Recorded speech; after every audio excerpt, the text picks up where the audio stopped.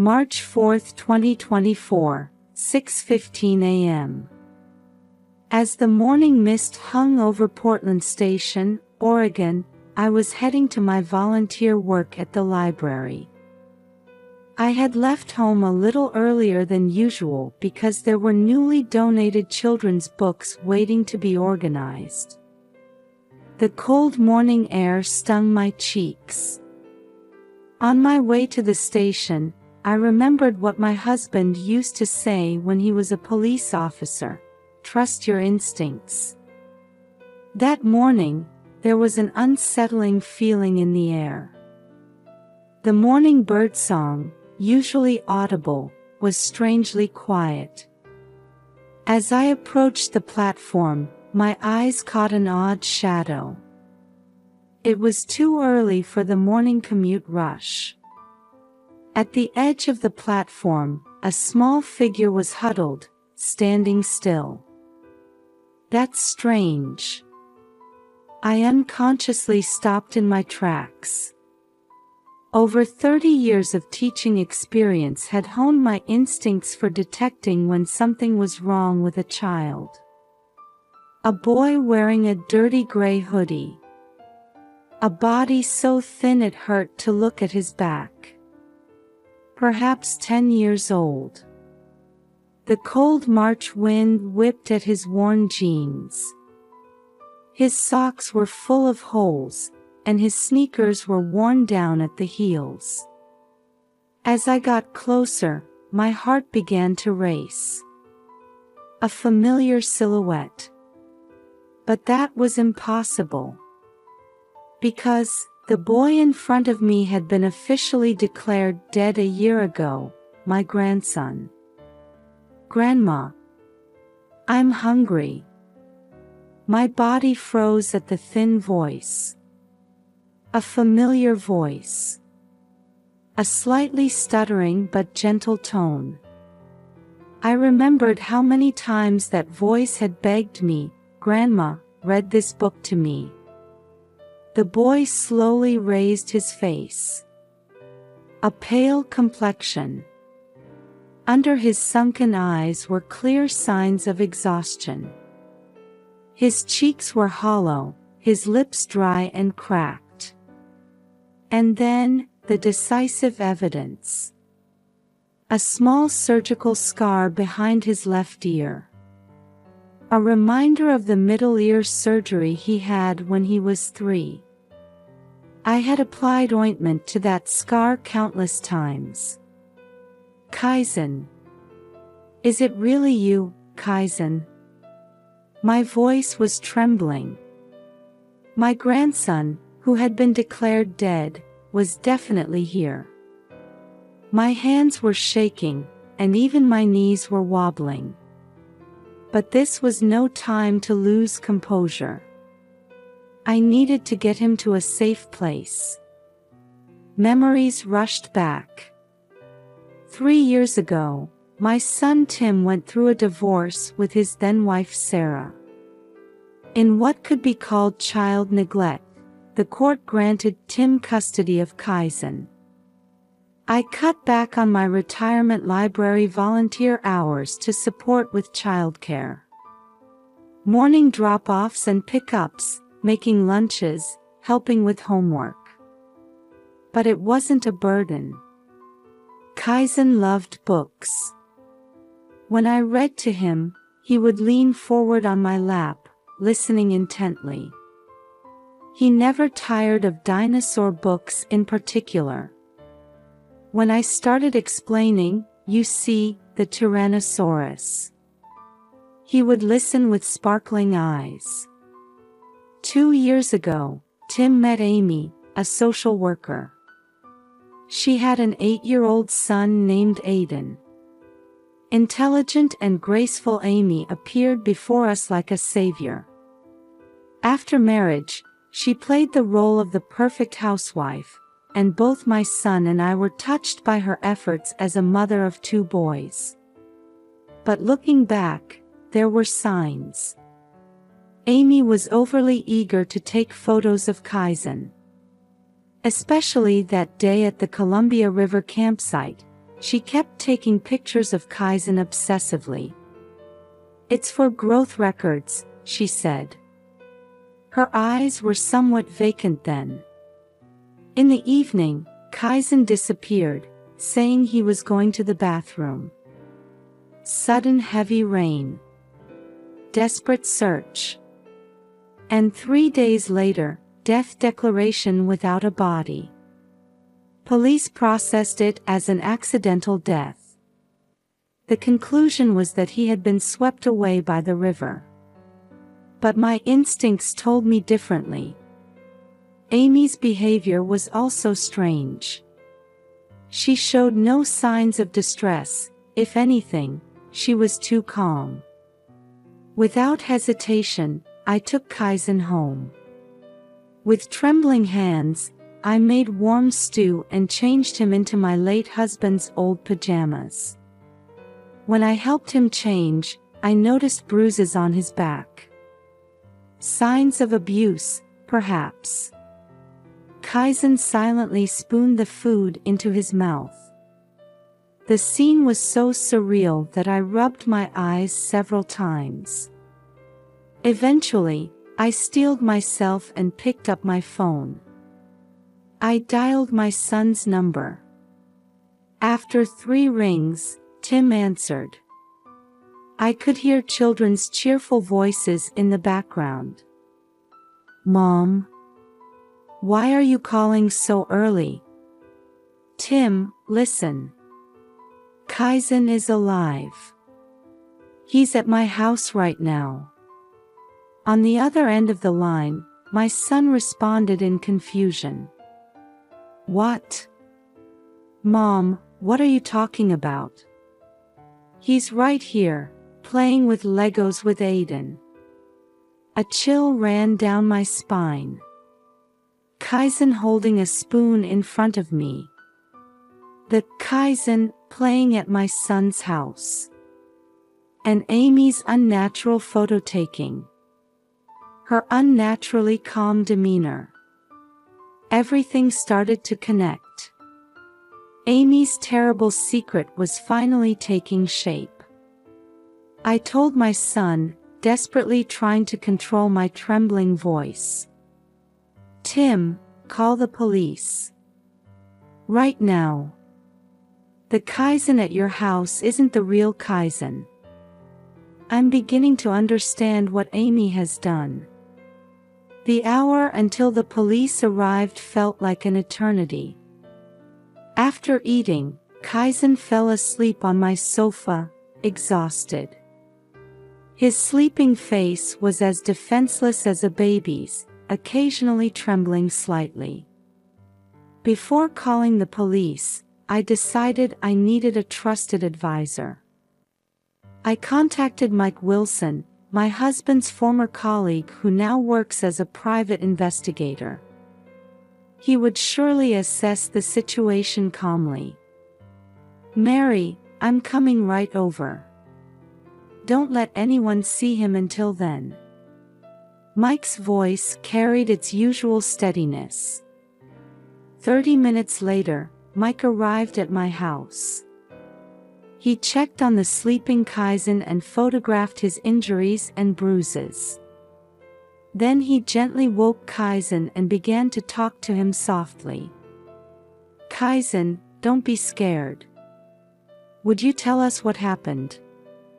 At first, Kaizen remained silent, looking frightened, but gradually began to speak. His testimony revealed something far more horrific than we had imagined. That day, when I went to use the bathroom, there was a strange man waiting. He said Mom asked him to. According to Kaizen's testimony, he had been kidnapped as part of a plan.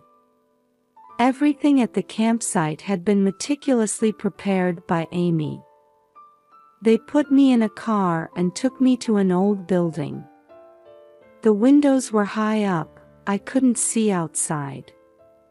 But they gave me books. They told me to study.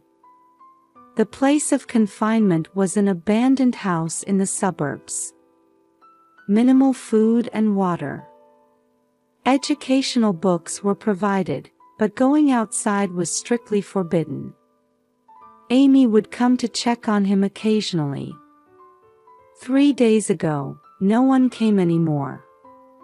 I was so hungry. I removed the old boards from the window and escaped. Mike calmly took notes, nodding occasionally. His testimony is sufficiently detailed for a child, he whispered to me. Just then, the doorbell rang. Through the peephole, I saw 2 uniformed officers and 1 detective in plain clothes. Mike greeted them and briefly explained the situation. The police sprang into action. One began taking Kaizen's statement, another took mine. The plainclothes detective was on the phone requesting backup. Mrs. Mary, we've sent another team to your son's house.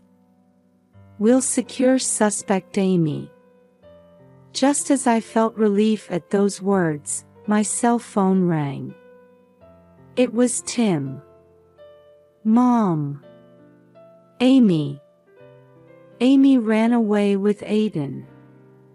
Right before the police arrived. A chill ran down my spine. This was the worst possible development. But that was just the beginning. Mike's laptop displayed shocking investigation results. Mary, I looked into Amy's background.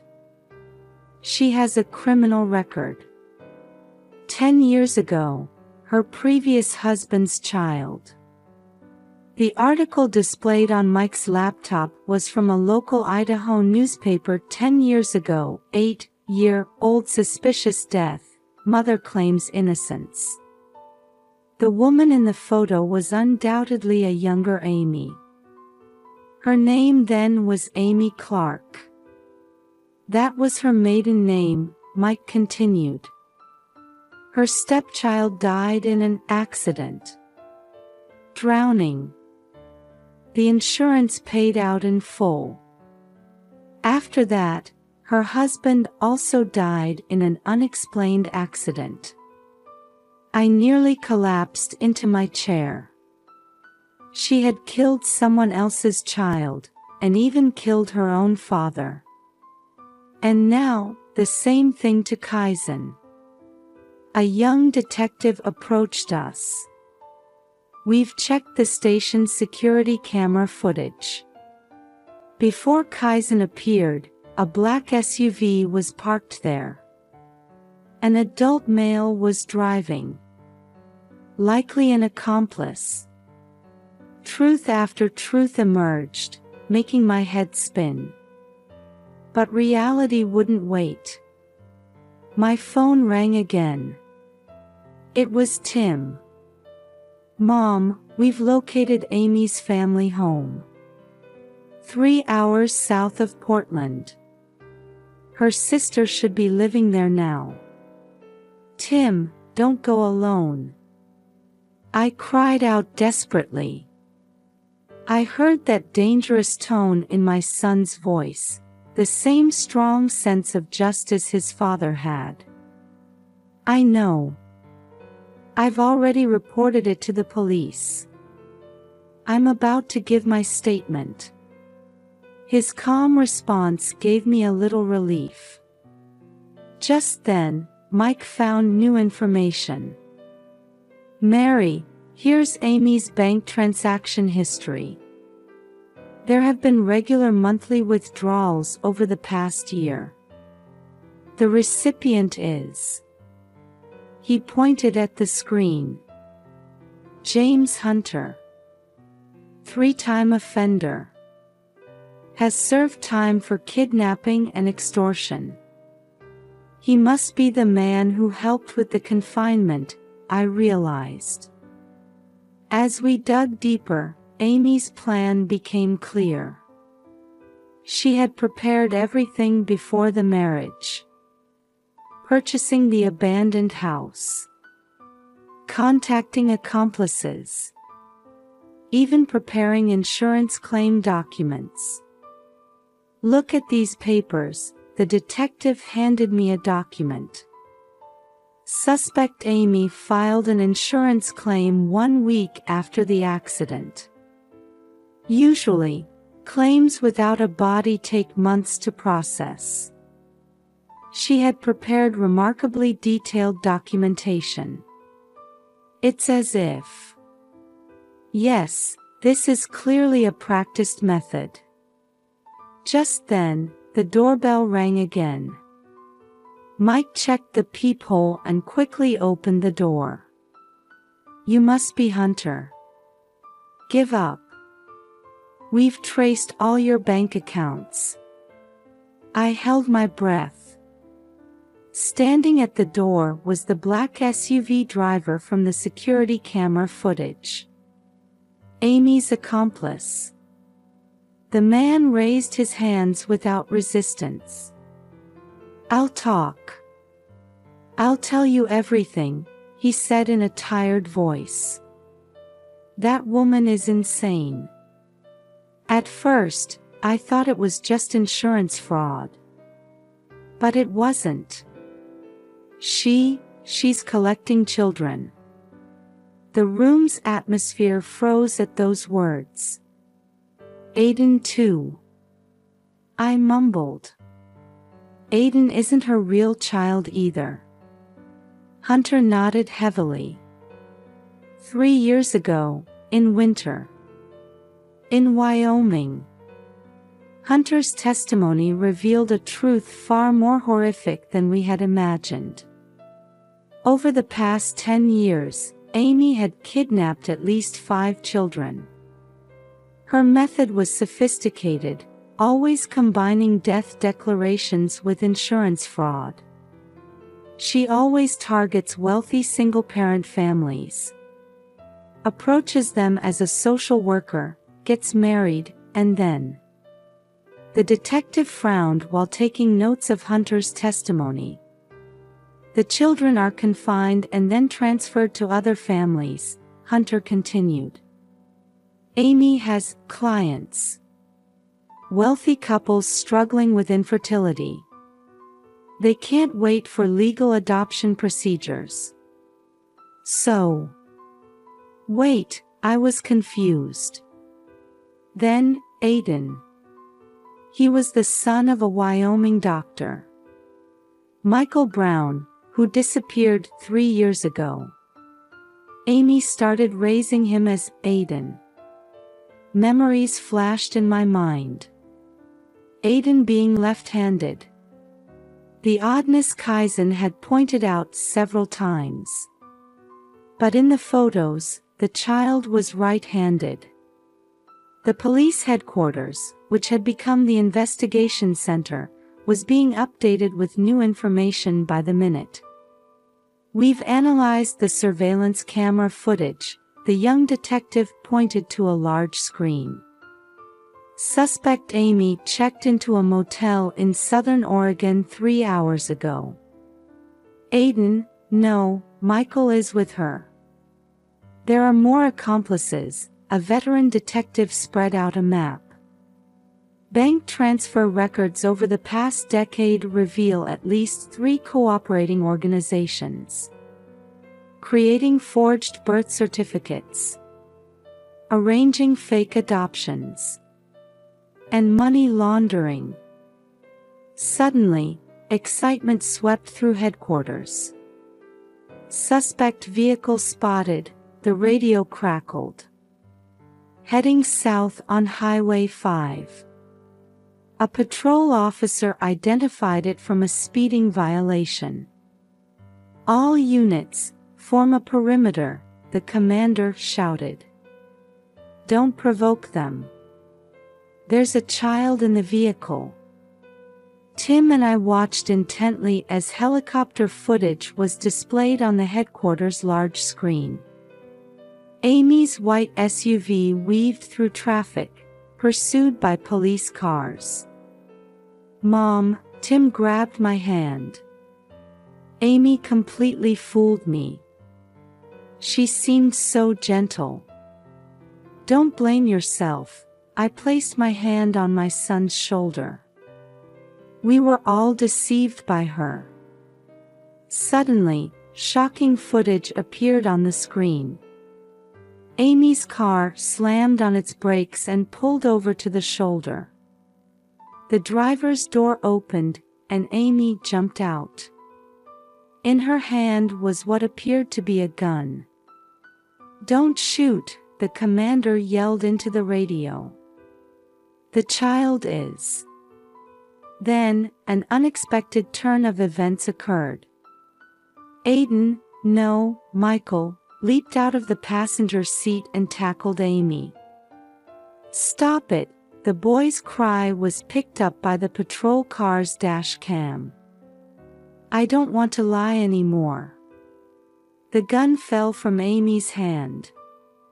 The tactical unit moved in unison.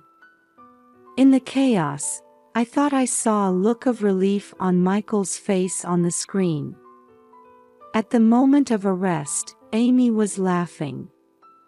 I was just trying to give them happy lives. Rescuing them from unhappy homes. "Be quiet," I raised my voice unexpectedly. "You destroyed these children's lives, their parents' lives, our lives." July 2024. In the waiting room of St. Luke's Hospital's Child Psychiatry Department. I was waiting for Kaizen to come out of his session. Weekly counseling. 4 months had passed. "Grandma," Kaizen approached with a smile. His shoulders seemed a little more relaxed than before. "Today I talked about dinosaurs." The doctor didn't know about Pachycephalosaurus, so I taught her about it. I suppressed the urge to hug him. The therapist had told me, please respect the distance where his heart feels safe. That's wonderful. I'm sure the doctor learned something new. I smiled gently. Your father's coming to pick us up. He should be here soon. The trial concluded a month ago. Amy received a 15-year prison sentence. More trials are pending. Her criminal organization was dismantled. Her accomplices were arrested one after another. What about Aiden? I mean, Michael? Kaizen asked. He has a psychological evaluation today. We can see him afterward. Michael Brown has reunited with his real parents. However, 3 years of memories don't fade easily.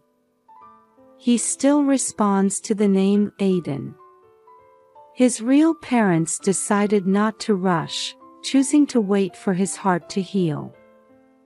The elevator opened, and Tim appeared. Sorry I'm late. The company meeting ran long. My son's face had changed. Gone was his former indecisive expression, replaced by the face of a responsible father. The divorce mediation was complete, and he now shares joint custody of Kaizen and Michael. Dad, are we still going to the park today? Yes, Michael will be there too. His mother just called. As we got into the car, I remembered when we first reunited with Michael at the shelter. I'm sorry, he said through tears.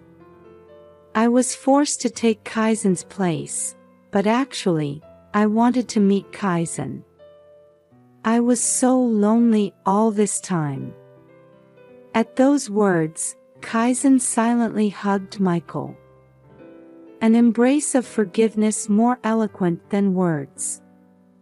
Though not related by blood, they had truly become brothers. When we arrived at the park, Michael was waiting with his parents. Kaizen. Michael. The boys ran to each other and exchanged high fives. Their new way of greeting. Two sets of parents watching over them. We exchanged quiet smiles. Mary, Michael's mother, called out to me. Seeing the children smile gives me hope. Yes, I nodded. The wounds won't heal easily. But we have time. In the twilight at the park, the two boys began playing tag.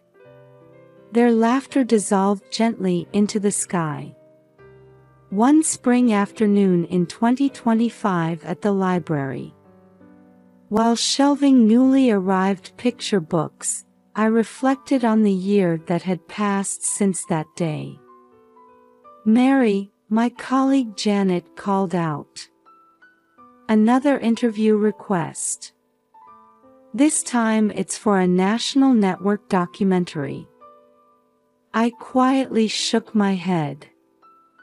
After the incident, our experience was repeatedly featured in the media as a warning about a new type of kidnapping called ghost children. It led to the discovery of similar cases. Human trafficking disguised as adoption. Staged accidental deaths. Tragedies born from twisted love. I'll decline the interview. The children need a normal life now. From the library's large windows, I could see the schoolyard. Kaizen and Michael often stopped by after school. They both started attending the same elementary school. Thanks to the principal's consideration, they were placed in the same class. Grandma. A familiar voice rang out. I turned to find Kaizen and Michael standing there, both in their school uniforms. Michael's name tag read Brown. He was gradually reclaiming his original identity. Are there any new books? Yes, there's a new dinosaur encyclopedia. And I pulled a book from the shelf. This one too. The cover read, Stories for Healing Hearts. It was a picture book written by a child psychologist. Following the incident, many experts published books about children's emotional care. I was involved as a supervisor. I want to show this to our teacher, Michael said. Their homeroom teacher understands their past. She doesn't give them special treatment but gently supports them when needed. Oh, Dad's here. Kaizen pointed out the window. Tim was parking his car. He now volunteers on weekends at an NPO preventing child trafficking. Michael, your parents are here too. The Browns' car had arrived as well. The two sets of parents had designated every Friday as Family Day.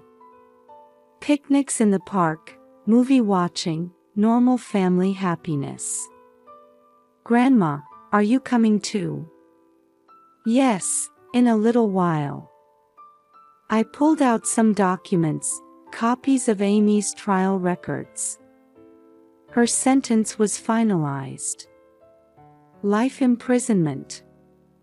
Further investigations continue into the facilities that overlooked her crimes and the people who helped with the deception. Mike Wilson is now helping investigate similar cases across the country. His work has influenced the creation of new legislation, the Ghost Children Prevention Act. Adoption screening has become more stringent, and the process for declaring deaths has been revised. My phone vibrates, a reminder for psychological counseling. Though now only monthly, the sessions with the two boys continue. Trauma doesn't disappear easily. But they have allies. family, friends, and professionals. Mary, Janet called out. Have you thought about starting a new reading group for children dealing with trauma? Her suggestion warmed my heart. What I learned this past year was that connections with others are the most powerful medicine for wounded hearts. Outside, cherry blossoms were dancing, and children's laughter echoed. I'm ready, I picked up my bag. Let's go. The breeze of a new season gently caressed my cheek.